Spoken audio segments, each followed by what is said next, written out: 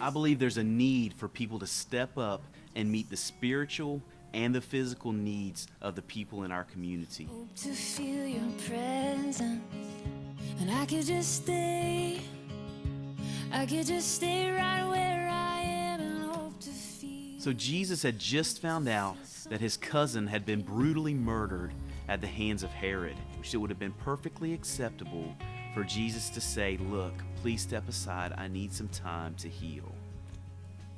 But he chose to have compassion on them. He began to heal their sick, he began to teach them, and he began to meet their needs. He said, "You give them something to eat. Why are you telling us to feed them?" But what Jesus wanted to do is he wanted the disciples to be obedient with what he had given them. So the disciples came to him. They brought 5 loaves of bread and 2 fish. And they said, "This is all we have."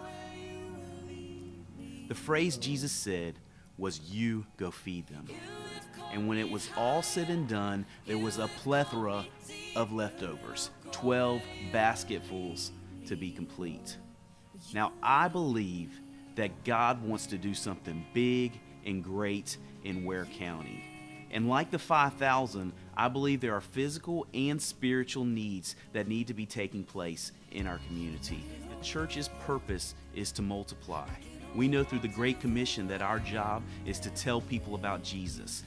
And if we do that, the church will multiply. And if we're faithful to what God wants us to do, he is going to do big and great things.